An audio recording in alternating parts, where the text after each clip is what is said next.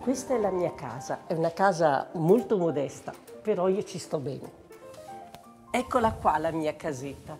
Ognuno di noi si può scegliere i mobili che vuole. Ho i miei affetti, i miei ricordi, i miei nipoti che sono il mio ossigeno.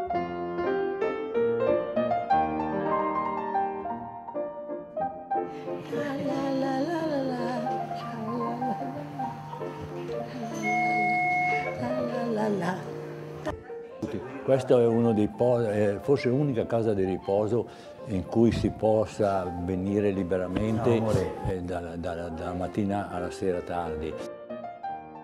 Lei abita qui, io abito a casa mia, a 90 Padovana, e vengo qui la mattina a cercare di fare compagnia e accompagnare dove occorre.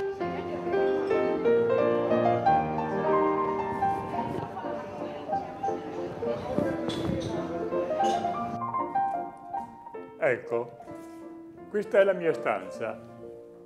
Ho finalmente ottenuto la singola e qui ho tutto, il mio computer, i miei libri, qua tutti i miei libri da leggere,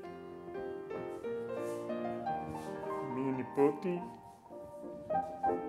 e qui il mio computer dove tengo tutti quanti i miei segreti.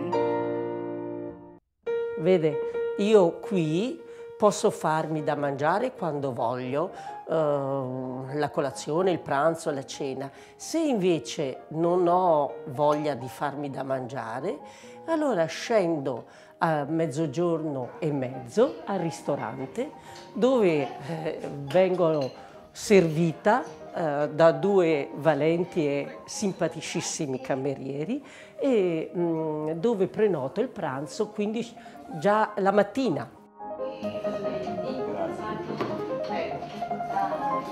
Mi sono informato, ho seguito corsi per sapere almeno che cos'è questo Alzheimer, perché sì, per sentito dire qualche volta, ma non sapevo neanche che esisteva. Nel 95 è morto mio marito, dopo i miei figli si sono sposati e sono andati a vivere fuori casa. Sentivo la mancanza del marito, ma la vita continua, bisogna accettare anche la volontà di Dio. Poi è successo che nel giro di 2 ore, all'improvviso, mia mamma è morta. Quando è arrivata la primavera, ho visto veramente la solitudine. Ho incominciato a scendere nel precipizio della solitudine. Sta di fatto che poi il dottore mi ha detto, adesso lei sola non può più stare.